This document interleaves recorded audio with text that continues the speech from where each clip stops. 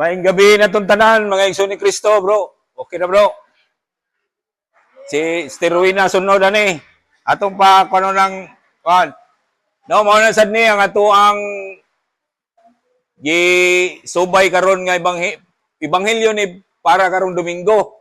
No nya mao ni makahatag na tog kanang mahinungdanon jud nga punto nga ang kaning pagtuon na to sa mga pulong sa Ginoo ilang no makagiya gini nato no sa atong adlaw-adlaw nga pagkuan no maglisod sad ko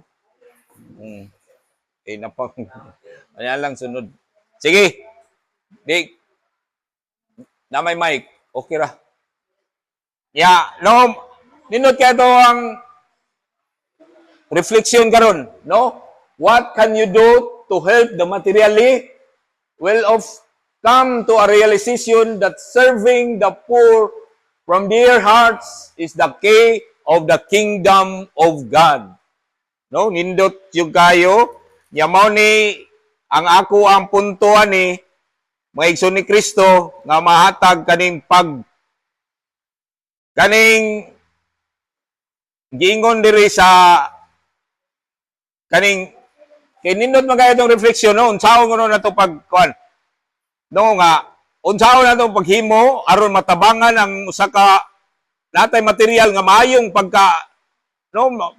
Atong may balaan nga ang pag-alagad sa mga kabus, gikan sa atong ilang paglaom, mao ang Yahweh sa gingirian sa Dios. No? Unsaon man gyud ang application na ni, ang invitation gyud na ni, no mao ni ang invitation gyud na natin reflection. Unsaon gyud nato pag-atiman sa mga kabus. No, unsaon man nato ang invitation na ni gyud. Unsaon nato pag-atiman ang mga kabus, ang mga nanginanglan. No, na biblical foundation na ni. No, biblical foundation mao gyud ang si Jesus to serve. No? Jesus mga pagtulunan ni Jesus. No, ang biblical ni mga nga makita na to sa Mateo 25:31 to 46, no? Mateo 25 kapitulo 25 bersikulo 31 ngadto 46. No? Mga pagtulunan ni Jesus. Unsa man yung mga pagtulunan na ni Jesus? No, katubang gingon siya sa gigutom ako. No, wako niyo pakana, giuhaw ako, wako niyo paimna. Estranghero ako, wako ninyo padayuna. No? Nya, nabilanggo ako, wako ninyo duawa. No, biblical nga foundation gini Dias Mateo kapitulo 25 bersikulo 31 ngadto 46. No, ato ning yaon sa pa may ang biblical foundation gyud ani sa ato ang ebanghelyo karon. No, makita gyud nato sa diha nga ang kasing-kasing gyud sa Ginoo ngadto sa pobre sa mga kabus. Makita gyud nato no ang kasing-kasing gyud sa Ginoo no ngadto sa kabus. Inaot no mao ni imbitasyon na ni. No inaot makaambitaan ni nga kasing-kasing gyud sa Dios nga kani atong kasing-kasing nga mamahimo nga para gyud ni sa kabus. No naatay mao do ang imbitasyon gyud ni sa naitabo sa atong ebanghelyo. Diha ba gyud mismo sa isang gate. Mao do gingon ni Brad Manel, bisan na malagwa ka pasiplat na lang sa pobre kabus. Wa gyud no? Wa gyud siya kalingi sa kabus. Noon sa pamanggi mga kuan ni kalang mga practical invitation na ni nga ang magtotoo gitawag sa paglihok sobra sa espiritual lapas sa espiritual sa debosyon. Kanibang magdebosyon ta. No, nagdebosyon tag lain-laing mga community o lain-laing mga santos. No? Unsa may bunga ang atong debosyon ani? Unsa itong bunga sa debosyon? Labi na ron nag-tridom dito sa Santo Rosario, no? Sa St. Therese of the Child Jesus, di gyud na siya St. Therese of the Child Jesus. St. Therese of the Holy Feast. Ikaduha na lang na niyang centuries of the child, nag-devotion siya batang Isus. Ang iya gyud ang devotion gyud sa dagway sa Dios. Centuries of the Holy Feast. No, mao day na iyang yung istorya day, no, nga devotion niya. Mao na ang bunga nga devotion nato unsa may ato ang bunga gyud ani. No, mao ni mga invitasyon na ni. No, nya mao ni mga invitasyon to. Ya unsaon man nato pag-atiman gyud ang mga kabus. Unsaon man gyud nato pag-atiman ang mga kabus. Mao ni una, pagdagana gyud alang sa pisikal nga mga panginahanglan. No, mao to gingon ni Brad Maruel kanina. No, unsaon man gyud nato pag-atiman sa mga kabus. No, kay daghan bitaw mao to gingon ni Brad Maruel kanina nga daghan kay mga dato, mga kwartahan pero wa sila kaybaw nga kinsa ilang tagaan, kinsa ilang tabangan. No, mao ni nahitabo karon nga unsaon nato pag-atiman. Mga padiadto na nahitabo diri sa tong parokya sa katedral nga nasunugan tag sakop sa tong parokya. No, nasunugan ta brado. Nya unsa may atong gibuhat? No, unsa itong gibuhat? Usana nga nanawagan gyud ta sa mga adunay mga kahingwaan. No, mao na nagsulat si Brad Maruel dito sa opisina o gibasa sa kada misa nga gibasa gyud na. No, unsay atong mga panginanglan? Unsay unang panginanglan sa mga nasunugan? No? Kay naamang gyud na sila din. Brad Gipil, dagan na si Brad Gipil na yun. No, why kwarta, why katigayunan si Gipil ngay katabang? Ang yang gitabang din. Dagan din dito sa area nga nasunugan. Sa mga fire victims, dagan siya, wa siya din di bilyonaryo si Gipil. Pero ang iyang panahon, no, mao na iya gyud dagan siya dito. Gikuha niya mga detalye, mga datos, no, mga kinsa pila kabuk pamilya na sunugan, napiktuhan sa sunog, kada pamilya pilay membro, no, mao na gibuhat ni Gipil. Pakpakan na tong Ginoo diha ni Gipil. No, pakpakan na tong Ginoo diha. Di man mo kapakpak, kay napakat mo sa pero nasa inyong kasing-kasing na makpakin mo. Now, lain na ni pakpak. O welcome na to si Brad Dinggil. No, unsa na to pagtabang?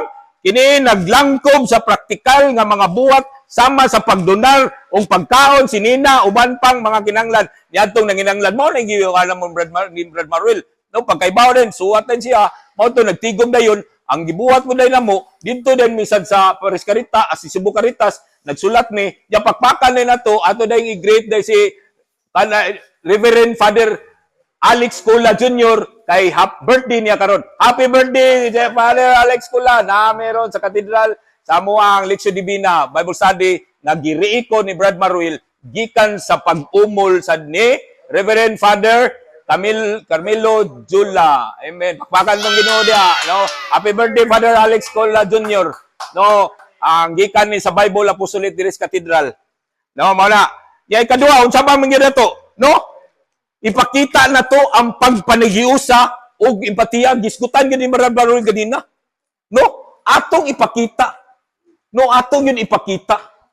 Ang ato ang pagnagiusa nila. No, ang ato ang gibati. No? Mao nang giingnan pag humanday na ni adto ni kumpadre Father John Lee Brad. Siya anak ko si Father John Lee ato sambation nga siya moy ato ang tawag ko dili spiritual director kundi spiritual companions ang sa bag-o mga team o pastor diri sa katedral. No, ang ilang title sa ilang spiritual companions. Yang spiritual companion sa Paris Caritas si Father John Lee Cortez. No, Father, mao to dito kung Father 3 gawa sa ato ang ipanghatag nga mga bag of loves diri nga gikan sa Cebu Caritas. Pwede pa ta ikaw diri, pwede ba ka makahalad og Santos nga misan lang. Why duha-duha Padre Brad? Pakpakan lang tong Ginoo diha, no? Wa say duha-duha. Ingon na siya, sige, go ko na. Muhatag siya og Santos nga misa para paghatag og kahupay gyud sa mga kay dili man lang materials ang kinahanglan sa tao nga kalabitaw na naigo sa sunog, no, naigo sa mga biktima na ang ilahang paghupay dili lang makuha sa materials Brad. Ginanglan gyud diha gyud sa spiritual nyam diha ang ato ang pagpanagiusa diha sa pag makita na to ana na to mapakita ang ato ang pagpanigiusan nila Brad sa mga biktima. No, unsa pa? No, mao to giingon ni Brad Marwil. Ni Jipil, no, gihatag gyud niya ang oras. No, di-donate gyud siya unsa iyang donate ang iyang panahon. Di-donate gyud siya sa iyang time. No, time, di-donate gyud siya sa time si Brad Jipil. No, mao nay nga ang pagboluntaryo sa atong oras o pagpaningkamot, no, mao to'y effort ni Jipil. Grabe ka Jipil effort ay. Ang iyang pagpaningkamot dito siya bisag unsa siya kabisi. No, iyang yung gihatag ang oras nga matabangan gyud ang mga kabus sa mga biktima sa sunog ug ang hinungdanon nga pagi aron makahimo siya usa ka kinabitaw dili lang yun Brad nasunog dito. Brad James unsa man ni nasunog man dito. Brad Will nasunog dito Brad Marwil. Unsa maura na kana bitaw ingana lang ang panguno na ang gihimo yung Jipil iya yung giadto dito man dito dami sa Cebu Caritas ug ang Cebu Caritas waa say langan lang Cebu Caritas gihatag din og bag of love 87 ka bag of love among gihakot dito nga kanabang mahikap jud kani bitaw bisag gamay lang yung pagi bugas mga cans kanabang ilag yung makita nga tabang dili lang ingon nga tabang lang ka sa sulti lang nga luoy ka. No, mao na gipakita ni Jipil dito nga iyang yung giadto yang ni halad gyud siya siyang oras, di donar gyud siya siyang oras. Nya unsa pa? Unsa pa gyud? Kaning mga hinungdan, ni suporta sa mga hinungdan. Unsa man ni sila? Usa ka lagi ng Cebu Caritas, grupo sa Cebu Caritas. No, nya man ang Cebu Caritas naamay nag-iomol pod nga kada parokya Paris Caritas, mao na ang Paris Caritas ni support sa nahitabo. Brad, no? Ni support sa nahitabo nga unsa may natabo? Unsay nahitabo nga atong gisuportaran ron Brad Barrel? Mao na ang nasunugan karon sa tuang sakop sa tong parokya. No, sa MacArthur, sa Patir, sa Panta, sitio sa Panta Brad, no? Nya mao na, no ni support ang Paris Caritas dayon nya man ang Paris Caritas ni dagan sa dayon dito sa Cebu Caritas man ang Cebu Caritas din wa maglangan no ni abag sa dayon ni hatag dayon 87 ka bag of love Brad nya pakpakan ba gyud natong uban diri mga mandite diri sa Cathedral Brad pakpakan na to ang Our Lady of Kumbranja sa Our Lady of All Mission.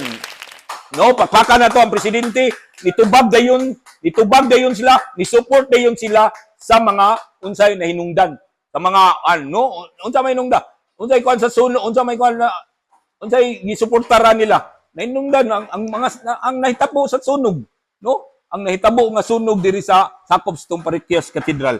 No, mao nay unsa ba kuan ni, unsa ba invitasyon nato ni, no? Mao ni ang invitasyon ba gyud nato ni unsaon na to pagtabang pagyud sa mga nanginanglan sa mga kabus mao gyud ni ang advocate of justice no ganang bitong mahimo tang manlalaban sa mga ginadugdaog tung ingon ni Brad Marwil nga mga injustice kanabang nahitabo ni sa example lang Brad sa biblical gyapon ni nga nahitabo ni sa panahon ni Moises nga mga Israel nga nabihag ngadto sa mga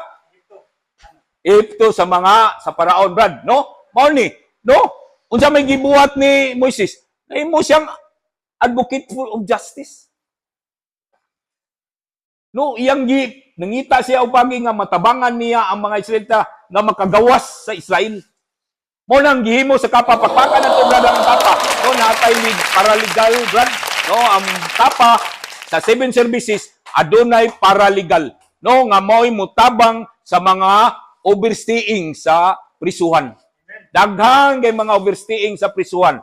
No, daghang kay nya mao nay sa 7 services ang paralegal mao na sila mo asikaso sa mga overstaying dito. Kuhaon nila mga ngahan nila nya sila mo mulakaw ngadto sa gitawag na tuog diri sa Maypir aw sa kan Kimunda.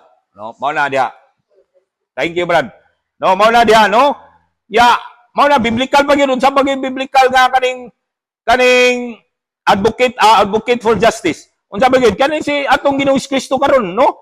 Og ang istorya sa Esther, libro sa Esther, no? Naa diha yun sa pagdaog-daog sa hari, no? Ang mga katawhan, no? Naa diha istorya sa Esther o ang si Jesus mismo, no? Ang si Jesus mismo, ang ato ang Ginoong Kristo, yun sa niya pakiglaban yun, no, sa mga kabus, no, makita na to na diha, no, mao ni ya unsa man gi significance nga mahinungdanon nga significance gyud ani, unsa gi mahinungdanon gyud nga nga walay katapusan nga mahinungdanon ani, internal significance unsa man gyud, no, mao ni ang pag-alagad gyud ngadto nato kang Hesus, pag-alagad gyud nato ngadto kang Hesus, no. Unsa pa gyud? No, kung ang magtotoo mo tabang sa mga kabos, kana ang kinaugkuyukan yun na kinabukukan yun na nag-alagad mismo kang Hesus. Pumutabang ditas pobre. No, mao nang gihisgutan ni Brad Marwell gani. Ya unsa bagi kamahinungdanon na ning kaning atuang ebanghelyo karon, no? Kani mao ang walay katapusan nga ganti. Unsay nahitabo sa ni Lazaro? Ang nahitabo ni Lazaro, walay katapusang ganti na to eh. Nagaray-haray na siya dito sa dugha ni Abraham. No, mao ni siya usad yun ka mahinungdanon, no, nato nga makatunan na to. Unsa gyud mahinungdanon nga ato ato ebanghelyo karon? Ang kaning walay katapusan nga ganti. No, nya ang gaton dato nga nagpasagad, wala sa to'y katapusan nga kasakit. Mao ni nindot kayo nga. Ya unsa pa gyud ang atong makatunanan ni nga unsa gyud mahinungdanon? Mao ni mo sukod sa tuang pagtuo. Kani ato ang pagtabang sa pobre, mao ni mo sukdanan ni nato sa tuang pagtuo. Kung tinuod ba gyud ta nagdebosyon sa Holy Feast, nagdebosyon sa Bible Apostle, nagtuon sa Bible Apostolate, nagdebosyon sa Our Lady of All Nations, nagdebosyon sa Divine Mercy, daghan katag devotion diri, daghan katag devotion sa St. Jude, devotion sa Immaculate Heart of Mary, devotion sa daghan katag devotion diri sa atong simbahan. Pero mao ni unsa may sukdanan ani sa atong pagtuog. Giunsa man nato ang atong devotion? Namunga ba kani? No, namunga ba kani atong devotion? No, mao ni ang hagit, mao ni unsa gi kamahinungdanon. No, nya mao ni ang presensya gyud sa kaluoy alang sa uban, usa gyud ni kasalamin nga makita nga ang pagkawalay, ang pagkawala maghatag og bili ngadto sa pobre, kani nagpamatuod wa tay gugma ngadto sa Dios. No? Nya mao ni ang Lucas 16 kapitulo 16 bersikulo 19 ngadto sa 31, nagtudlo gyud nato nga ang kakulang sa kaluoy alang sa mga kabus nining kinabuhi mutultol sa walay katapusan nga pagsakit, ug nga ang bahandi kinahanglan gamiton sa pag-alagad sa nanginanglan dili lang sa hinakog nga kaluho. Nya ang istorya sa dato nga tao og si Lazarus nag-illustrate din, nagulagway ni nini pinagi sa pagtandi sa karuhay. Nya og ang pagkawalay pagtagad sa dunahan ngadto sa makalilimos, sayang dangaan sayang git, no? Nya ang kabos naginay ganti nga walay katapusan nga pag-antos aw ang langit nun ang ganti sa kabos langit nun nga ganti. Nya ang adunahan walay katapusan nga pag-antos. Mao nino, yang kinayukan gyud nga mensahe mao ang pagkundinar gyud sa kakog, ang kapakyasan sa pag-ila sa responsibilidad sa usa sa mga atong mga nakapalibot nga kabus o mga nagpalibot nga nanginanglan. O ang kamahinungdanon sa pagpatalingog o paminaw sa mga pasidaan sa aning ato ang ebanghelyo karon may tungod sa kaluwasan o ang walay katapusan nga paghukom. Amen. Praise the Lord. Pakpakan itong Ginoo diha. The light. So, last two, sharer.